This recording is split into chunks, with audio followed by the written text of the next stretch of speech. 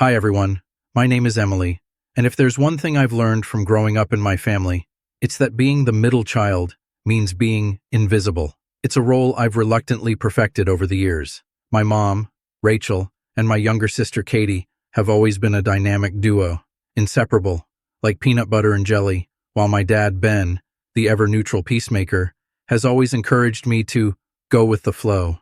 It's not that they mean to exclude me, it's just that Katie has a way of demanding attention like a Broadway star under a spotlight, and I've always been fine standing in the wings. But let me take you back to my 18th birthday, a milestone, a day I thought would finally be about me for once.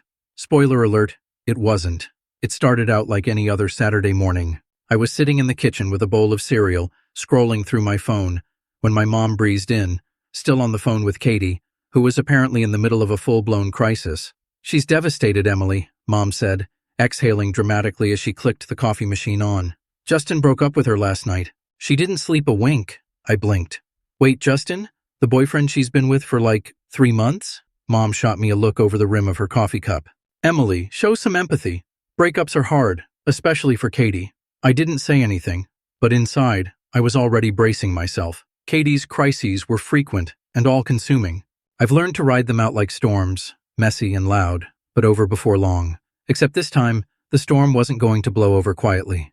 By lunchtime, Katie was at our house, curled up on the couch in sweatpants, blasting sad breakup songs on her phone. Mom sat next to her, stroking her hair like she was a 5-year-old with a scraped knee. I tried not to roll my eyes, especially when Katie made a show of dabbing her tear-streaked face with tissues. "So," I ventured cautiously, "what's the plan for my birthday tomorrow? Are we still doing dinner?" "Oh," Mom said, glancing at me like she'd forgotten I existed.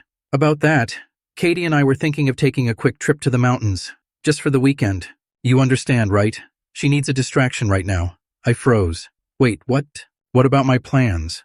"We can celebrate next weekend," Mom said breezily, as if she'd just suggested moving a dentist appointment. "Besides, it's not like you had anything big planned, right?"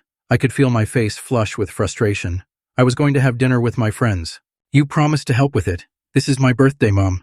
But Katie, ever the actress, let out a loud sniffle. "It's fine, Emily. I don't want to ruin your day. I'll just stay home and cry by myself." And just like that, Mom was back to comforting her. "Oh, honey, don't say that. You're coming with me. End of story." I wanted to scream. Instead, I clenched my jaw and took a deep breath. "So I'm just supposed to stay home and babysit Charlie while you two go off on some therapy trip?" "Emily, you're old enough to understand," Mom said, giving me the same patronizing tone she'd used since I was 10. "Katie's going through a rough time. You'll have plenty of birthdays to celebrate." Plenty of birthdays? This was supposed to be my milestone, the day I'd been looking forward to for weeks. Instead, I was stuck at home with my 6-year-old brother, while Katie got her drama-filled mountain getaway. The rest of the day was a blur of frustration, canceled plans, and awkward texts to my friends explaining why my birthday celebration was off. And as Mom and Katie packed their bags, I sat on the couch, trying to hold back the bitterness threatening to boil over. I knew I should have been used to this by now. Katie always came first. It was the unspoken rule of our family dynamic. But this time it felt like something inside me snapped. I wasn't sure what I was going to do yet, but I knew one thing for certain. I couldn't keep letting this happen. And so, as their car pulled out of the driveway that evening, leaving me behind once again, I promised myself this would be the last time I let them overlook me. Little did they know, I had a surprise of my own waiting for them when they got back. As the weekend dragged on, I did my best to make the most of it. Charlie, my 6-year-old brother, was blissfully unaware of the tension swirling around me. He tugged at my sleeve, eager to show me his latest Lego masterpiece, a wobbly spaceship with mismatched wings. "Look, Em, it's got lasers," he exclaimed, holding it up proudly. I forced a smile. "That's awesome, bud. Maybe we can build a space station to go with it later, okay?" His eyes lit up, and for a moment, his excitement took the edge off my frustration. But as soon as he skipped off to grab more Legos, the knot in my chest tightened again. I couldn't stop replaying the conversation with Mom in my head. The way she dismissed my birthday plans like they were nothing. The way Katie's meltdown, over a 4-month relationship, somehow trumped an 18th birthday, a once-in-a-lifetime milestone. By Saturday evening, I had settled on the couch with Charlie, a pizza box between us, when my phone buzzed. It was a text from Mom. "Mom, just checking in. Katie's feeling better. The mountains are so peaceful. Hope you're having fun with Charlie." I stared at the screen, my blood boiling. Fun. Did she really think babysitting on my birthday was fun? I wanted to reply something snarky, to let her know just how hurt I was. But I stopped myself. What was the point? It would only lead to another lecture about how I needed to be more understanding. Instead, I tossed my phone aside and tried to focus on the movie Charlie had picked. Some animated superhero flick. But even the explosions and cheesy one-liners couldn't drown out the bitterness creeping into my thoughts. The next morning, the doorbell rang, jolting me awake from a restless sleep. I shuffled to the door, half expecting a neighbor or a package delivery.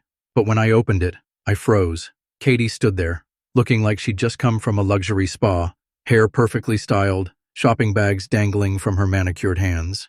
Behind her was Mom, carrying more bags and chatting on her phone. "Oh, you're up," Mom said, breezing past me into the house. She didn't even look at me, already unloading their haul onto the kitchen counter. Katie dropped her bags dramatically and flopped onto the couch. "Ugh, I'm exhausted," she moaned. "Shopping is so therapeutic, but it's draining, you know?" I stood there, dumbfounded. "You're back already?" "Already?" Mom glanced at me as if I'd said something absurd. "We've been gone all weekend. I thought you'd be glad to have some quiet time with Charlie." I clenched my fists, trying to keep my voice steady. It wasn't quiet. I had to cancel my birthday plans to stay here. "Remember?" Mom's expression softened, but not in a way that felt comforting. "Emily, we've talked about this. Katie needed me. You're mature enough to handle a little disappointment." "A little disappointment?" My voice cracked, the frustration spilling out before I could stop it. "It wasn't just about my plans, Mom. It's about how I always come second to Katie. Every single time." Katie, still lounging on the couch, chimed in. "Oh, don't be so dramatic, Emmy. You're acting like I ruined your life or something." "You did ruin my birthday," I snapped. "But of course you don't care. You never do." Mom sighed, pinching the bridge of her nose. "Emily, I know you're upset, but this isn't the time to air grievances. We've all had a long weekend. Let's just move on, okay?" "No, it's not okay," I said, my voice trembling with anger. "I'm tired of moving on, of pretending everything's fine while you two treat me like I don't matter." For the first time in years, I didn't back down. I stood there, shaking, as Mom and Katie stared at me like I'd grown a second head. Part of me wanted to run to my room and cry, but a bigger part of me knew this was a turning point. Katie rolled her eyes. "Fine. You want attention? You've got it. Happy?" But before I could respond, Mom held up a hand. "Enough, Emily. We'll talk about this later." "No," I said firmly. "We'll talk about it now." In that moment, I wasn't sure where my newfound courage had come from, but I wasn't letting it slip away. Something inside me had shifted, and for the first time, I wasn't going to let them sweep my feelings under the rug. This wasn't just about my birthday anymore. It was about all the times I'd been pushed aside, all the sacrifices I'd made without so much as a thank you, and I wasn't going to stay silent about it any longer. By the time Mom called the family meeting, I knew something was up. The meeting was set for Wednesday evening, and the way she phrased it, "It's important, Emily," sent a warning signal down my spine. I sat stiffly in the living room, my stomach churning, while Mom perched on the armrest of the couch, Katie beside her scrolling through her phone. Charlie was sent upstairs, his innocent giggles replaced by an ominous silence that thickened the air. "We've made a decision," Mom started, clasping her hands in her lap. Katie put her phone down just long enough to flash a small, satisfied smile. I frowned. "A decision about what?" Mom hesitated, glancing at Katie as if searching for backup. "About your college fund." The words hit me like a slap. "What about it?" "We need to borrow from it," she said, her tone carefully neutral, like she was breaking bad news at a corporate meeting. "Katie's going through a tough time, and we've decided she could use some help getting a fresh start." My breath caught. "You're taking my college fund to give to Katie?" "It's not taking, Emily," Mom said quickly, as if saying it out loud would make it sound less absurd. "It's just reallocating.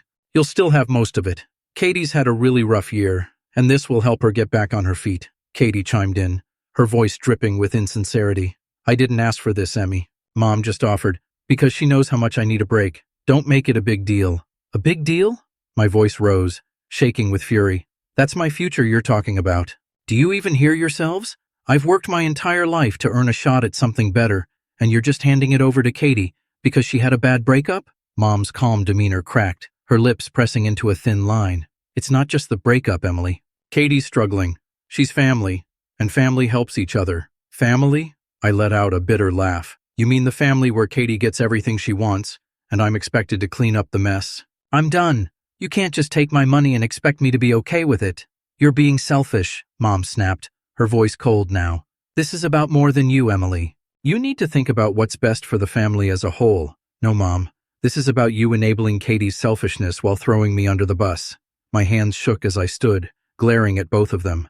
You're not touching my college fund. I'll make sure of it. Katie rolled her eyes. Oh, come on, Emily. Don't be so dramatic. You're acting like the world's ending over a little money. My breaking point came in a single breath. It's not just about the money, Katie. It's about everything. The constant favoritism. The way you two treat me like an afterthought. I've had enough. Mom crossed her arms. What's that supposed to mean?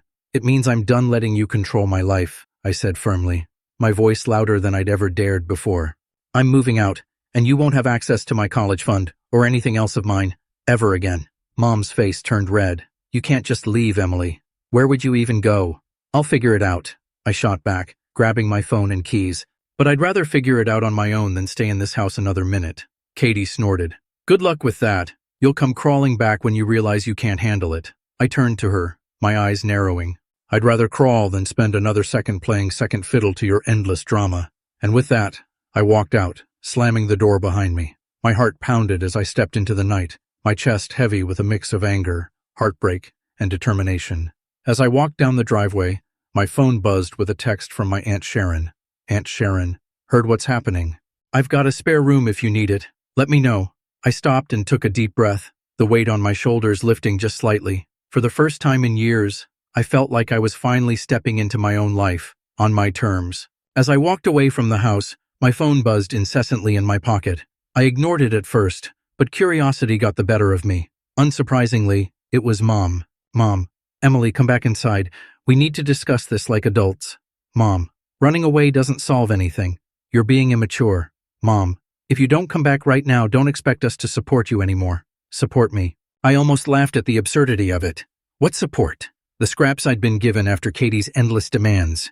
The constant emotional labor of being the understanding one? My stomach churned as the text kept rolling in. I turned my phone off and shoved it into my bag. Let them stew. For once, I wasn't going to be guilted into backing down. By the time I reached Aunt Sharon's house, the weight of the confrontation started to settle on me. She opened the door with a soft smile, pulling me into a warm hug without a word. Her house was small but cozy, filled with the smell of cinnamon and fresh laundry. It was the first time in ages that I felt like someone genuinely cared. You hungry? She asked, motioning toward the kitchen. No, but thanks, I said, my voice barely above a whisper. We sat at her kitchen table, a plate of cookies between us. She let me talk at my own pace, and for the first time in years, I let it all out. The favoritism, the canceled birthday, the stolen college fund. When I was done, Sharon leaned back in her chair and shook her head. I always knew your mom had her blind spots when it came to Katie, but this is a new low, she said. You're right to stand up for yourself, Emily. They've taken advantage of you for too long. Hearing those words brought a mix of relief and sadness. I'd spent so much of my life second-guessing myself, wondering if I was overreacting, but now someone else saw it too. The next day I got a call from Mom. I let it go to voicemail, but her message was exactly what I expected. Emily, this is ridiculous. You're blowing things out of proportion. Katie and I talked, and we agreed to give you back part of the college fund. Enough to cover your first year at least, but only if you come home. This family needs you, and you need to stop being so selfish. Selfish. That word again. I felt a pang of guilt, but it was quickly overshadowed by anger. Why did standing up for myself always mean I was selfish? I texted her back, short and to the point. Me. Keep the money. I'll figure it out on my own. Don't contact me unless you're ready to apologize. It felt terrifying to send, like I was cutting the last thread tying me to my family, but it also felt freeing. For the first time, I wasn't letting them dictate my life. The next few weeks were a whirlwind. Aunt Sharon helped me find a part-time job, and I started applying for scholarships and student aid to cover the gap in my college expenses. It wasn't easy, but every step I took felt like I was reclaiming a piece of myself. Mom's texts became less frequent, but they didn't stop. Most of them were guilt trips. Mom, you've left me to deal with everything alone. Do you even care about this family? Mom, Katie's devastated. She doesn't understand why you're acting like this. But then there were moments of manipulation wrapped in faux concern. Mom, I just want to make things right. Can we meet to talk? Each time, I stared at the messages, my heart twisting, but I didn't reply, not until I was ready. In those quiet moments, I thought about Charlie. He was the one part of the family I missed, his wide-eyed innocence untainted by the chaos around him. I promised myself I'd find a way to see him, to stay in his life. But for now, I needed space. Aunt Sharon became my rock during that time. She encouraged me to focus on my future, reminding me that boundaries weren't selfish. They were necessary. "Let them figure out how to deal without you for once," she said one evening as we sipped tea on her porch. "You've been holding that family together for too long, Emily. It's time you held on to yourself." And she was right. I'd spent years trying to be the glue, but now it was time to be my own foundation. For the first time in my life, I wasn't just surviving. I was building something new, and I wasn't looking back. The months that followed were some of the hardest, but also the most liberating of my life. Living with Aunt Sharon was like stepping into a new chapter where I wasn't walking on eggshells, second-guessing every decision, or waiting for the next demand to drop. It was a quiet kind of freedom, the kind that comes from knowing every choice I made was my own. I juggled my part-time job at a local coffee shop while preparing for college. Between shifts, I spent hours researching scholarships and grant opportunities. It was exhausting, but every time I got an acceptance email or a small grant approval, it felt like a victory, one that belonged solely to me. Aunt Sharon was my biggest cheerleader, her quiet support steady and unwavering. On my first day at the coffee shop, she handed me a packed lunch with a note tucked inside. "You're stronger than you think, and I'm so proud of you." I carried that note with me for weeks, a small but powerful reminder that I wasn't alone anymore. One sunny afternoon, I sat with her on the porch, sipping iced tea and laughing at an old story she told about my dad. It felt so different from the stifling atmosphere I'd grown up in. "You're glowing," she said suddenly, smiling at me. I hesitated, unsure how to respond. "No, I mean it," she continued. "I haven't seen you this happy and free in years. I think you're finally starting to see what you're capable of." And she was right. For the first time, I wasn't defined by what my family expected of me. I was figuring out who I was, and I liked what I was discovering. A few weeks later, I moved into the dorms for my freshman year of college. It was terrifying and exciting all at once. The independence I'd craved for so long was now a reality, and I embraced it with everything I had. Occasionally, I thought about Mom and Katie. Mom's texts and calls had stopped after I stopped responding altogether, and I'd heard through Aunt Sharon that Katie was still struggling with her breakup and some new drama. It wasn't my problem anymore, though. The only one I reached out to was Charlie. I called him on his birthday, and his little voice lit up when he heard me. "I miss you, Em," he said, and it broke my heart a little. "I miss you too, bud," I said, choking back tears. "I'll come visit you soon, okay?" I meant it. Charlie was the only part of my old life I wasn't willing to leave behind. As the months passed, I began to see my family's neglect for what it was. Their failure, not mine. I realized that I didn't have to carry the weight of their issues anymore. I could still love them from a distance, without sacrificing myself in the process. One day, out of the blue, I got a letter from Mom. It was short, almost hesitant. "Emily, I know I've made mistakes. I hope one day you'll let me make it up to you. I'm sorry." For a moment, I felt a pang of sadness. It wasn't the grand apology I'd always hoped for, but it was something. And maybe that was enough. I wasn't ready to let her back in, but I wasn't angry anymore either. I folded the letter and put it away. I had my own life to focus on now. A life filled with possibility, independence, and peace. Looking back, I realized the most important lesson I'd learned. Self-respect isn't selfish. Setting boundaries doesn't make you cruel, and walking away from people who hurt you doesn't mean you don't love them. It means you love yourself enough to stop accepting less than you deserve. As I sat on my dorm room bed, sketching out my plans for the future, I felt something I hadn't in years. Hope. This was my story now, and for the first time, I was writing it my way. Story 2. My name is Sophia, and I grew up with the kind of privilege most people only dream about. Our house was straight out of a magazine, sprawling rooms, a perfectly manicured lawn, and a pool that was the backdrop for countless summer parties. My father's business success made it all possible, and he never let us forget it. "Sophia, honey," he'd say, his voice booming with that familiar mix of pride and authority. "Remember that everything we have comes from hard work." I'd nod, trying to absorb the lesson. Though at that age, I was more interested in playing with my cousin, Elena, than understanding the value of a dollar. Elena was practically my sister, even though technically she was my cousin. Just a year younger, she was the daughter of my father's younger brother, Uncle David. Our families were inseparable, though the contrast in our living situations was stark. "Your uncle's family needs our support," Mom would explain, whenever I noticed Dad helping them out financially. "Family takes care of family." She was always the diplomatic one, smoothing over any awkwardness when Uncle David accepted another check from Dad. Elena and I shared everything: clothes, secrets, dreams. We'd spend hours in my room, sprawled on the floor, planning our futures. We'll go to college together, Elena would say, her eyes sparkling. And then we'll live in apartments next to each other, and our kids will be best friends too. When high school graduation rolled around, true to form, my father announced he'd pay for both our college educations. Mom stood beside him, beaming with pride, as he made the announcement at our joint graduation party. Both my girls deserve the best education possible, he declared, putting an arm around each of us. I remember how Elena's eyes welled up with gratitude, while I just smiled, taking it for granted.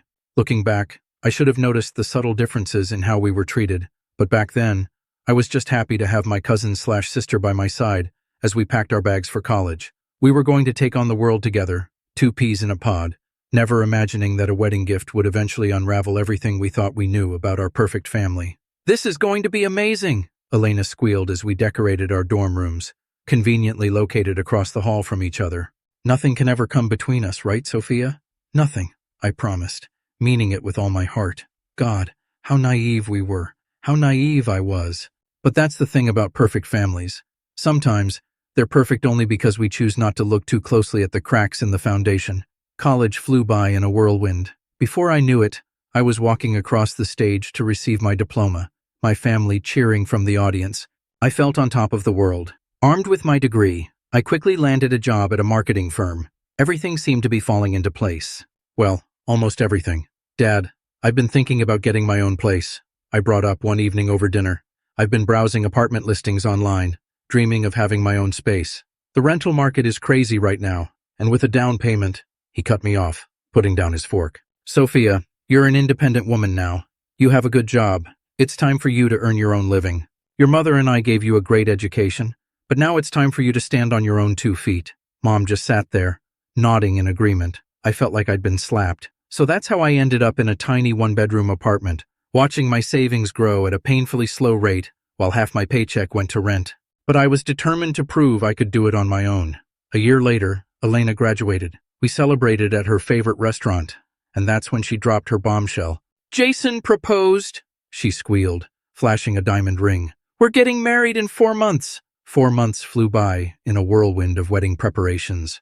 I threw myself into my maid of honor duties, helping Elena pick out everything from her dress to the table settings. Despite my own housing struggles, I was genuinely happy for her. The wedding day arrived, and everything was perfect. The ceremony was beautiful, the reception elegant. I watched Elena dance with Jason, both of them glowing with happiness. Then my father stood up to make his speech. "Elena," he began, his voice thick with emotion, "you've been like a daughter to me all these years. Watching you grow up alongside Sophia has been one of life's greatest joys." I smiled, sipping my champagne. Standard wedding speech stuff. "But then, that's why," he continued, pulling out an envelope. "I want to give you something special. Something to start your new life together." He paused for dramatic effect. "The keys to your very own apartment." The glass nearly slipped from my hand. The room erupted in gasps and applause. Uncle David and Aunt Maria were crying. Elena rushed to hug my father, sobbing thank yous into his shoulder. "You deserve this," he said loudly, for everyone to hear. "I love you like my own daughter." I sat there frozen as relatives crowded around Elena and Jason, congratulating them on their incredible gift. My mind was spinning. The same father who told me to stand on my own 2 feet had just handed my cousin an apartment. I gripped my champagne glass so hard I thought it might shatter, but I kept smiling, kept playing my part. This was Elena's day, after all. I wouldn't make a scene. I waited exactly 3 days after the wedding before I showed up at my parents' house. My hands were shaking as I rang the doorbell, but my voice was steady when Dad opened the door. "We need to talk," I said, walking past him into the familiar living room where I'd spent so many happy moments. "What's on your mind, Sophia?" He settled into his favorite armchair, looking perfectly calm, as if he hadn't just dropped a bomb on my life. "Really? You're going to pretend you don't know?" I stayed standing, too agitated to sit. "You told me to earn my own living, to stand on my own 2 feet, but you just handed Elena an apartment like it was nothing. Want to explain that?" Dad sighed, like I was being unreasonable. "It's different with Elena. She doesn't have the same opportunities you do." "Different how?" "We went to the same college, got the same education, which you paid for, by the way. She comes from a poor family, Sophia. Jason's family isn't well off either. Your uncle can't afford to help them get started in life." He leaned forward. "At today's prices, they'd never be able to save enough for their own place." I let out a sharp laugh. "Oh, and I can. Half the country rents, Dad. They could have done what I'm doing. Work, save, Rent an apartment like normal people. You're being mercenary, he snapped, his calm facade cracking. This isn't about you. This is my money, and I decide how to spend it. I help your uncle's family because they need it. Mercenary? My voice rose. This isn't about money. It's about fairness. How do you think it feels to watch you treat your niece better than your own daughter? That's enough. Mom burst into the room. I hadn't even realized she was home. How dare you question your father's decisions? You have no right to tell him how to spend his money. Oh, so you're okay with this? I turned to her. Your husband giving another woman's daughter an apartment while telling his own to struggle? Don't you take that tone with me, young lady. Mom's face was red with anger. Your father has provided everything for you, and this is how you repay him? With jealousy and demands? Jealousy? I was practically shouting now. You think this is about jealousy? This is about respect, about treating your own child with the same consideration you show to others. Get out! Dad's voice was cold. Until you can appreciate everything we've done for you and apologize for this behavior, get out of my house. Gladly, I grabbed my purse. And don't worry about doing anything else for me. I wouldn't want your charity. My eyes were burning with angry tears as I got into my car. It wasn't about the money. It never had been. It was about the double standard, about watching my father bend over backward for Elena while telling me to toughen up. 5 years can change a lot of things. In my case, they changed almost everything. I built my career, rising through the ranks at my marketing firm to become a senior account manager.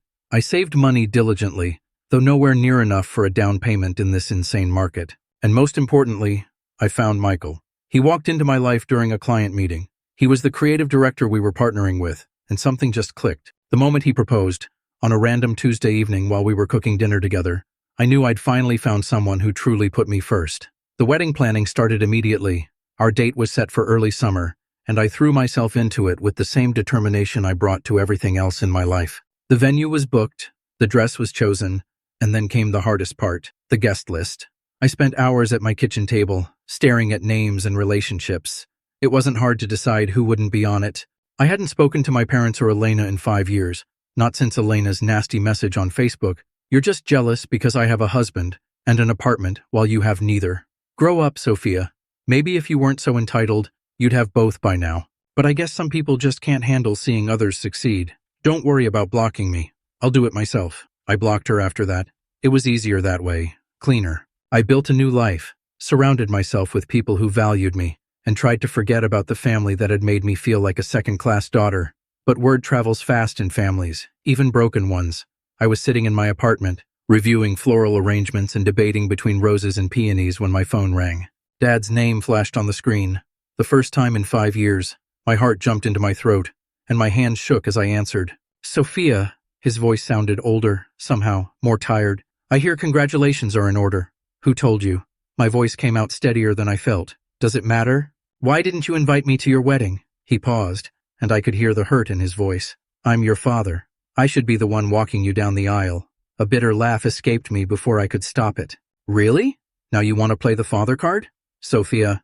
Actually, I'm curious. I cut him off, feeling reckless. Something about hearing his voice had unleashed all the emotions I'd kept carefully contained for 5 years. Will you be giving me an apartment as a wedding gift? You know, like you did for Elena? The silence on the other end stretched out so long, I thought he'd hung up. Finally, he cleared his throat. Look, sweetheart, business hasn't been great lately. I can give you $5,000 for the wedding. That's a generous gift. You should be grateful. $5,000. After giving Elena a whole apartment, I felt that old familiar burn of indignation rising in my throat. Some things, it seemed, never changed. Thanks for your generosity, Dad, I said, my voice dripping with sarcasm. But keep your money. I don't need it. The line went dead before he could respond. I stared at my phone, my hands trembling slightly, wondering if that 5-year silence had been better than this reminder of why I'd cut contact in the first place. The notification popped up on my phone the next morning. Robert Anderson has shared a post. My father rarely posted on social media, so seeing his name alone made my stomach clench. When I opened it, my hands started shaking. I never thought I'd have to write something like this about my own daughter. The post began. But Sophia has shown her true colors. She's demanding an apartment as a wedding gift, threatening not to invite me to her wedding unless I comply. The selfishness and mercenary attitude she's displaying breaks my heart. What happened to the daughter I raised? The comments started rolling in immediately. Aunt Linda. How ungrateful can she be? Cousin James. Some people never appreciate what they have. Even people I barely knew were weighing in. You can't demand gifts like that. What kind of daughter blackmails her own father? My fingers flew across the keyboard before I could stop myself. A matter of principle. You gave my cousin an apartment for her wedding. Your own daughter deserves the same consideration, or at least an explanation for the difference in treatment. But the comments kept coming, each one more judgmental than the last. My hands were shaking so badly I could barely type, but something had snapped inside me. I opened a new post and started writing. Let me tell you all a story that's been bothering me for years, I began. It's about a father who has always treated his niece better than his own daughter. Let me list the ways. Every birthday, Elena got lavish parties while mine were simple family gatherings. When we went on family trips abroad, Dad always took Elena shopping separately, buying her extras I never got. Her pocket money was consistently double mine. Dad paid for her education, which I appreciate he did for both of us. He gave her an apartment as a wedding gift, while telling me to stand on my own 2 feet. At Elena's wedding, she had her first dance with my father instead of her own. And you know what? The more I think about it, the more suspicious this whole situation seems. I wouldn't even be surprised if it turned out Elena was actually my father's daughter. I hit post before I could second-guess myself. The words stared back at me from the screen. A nuclear bomb dropped into the middle of our family's carefully maintained facade. There would be no taking it back now.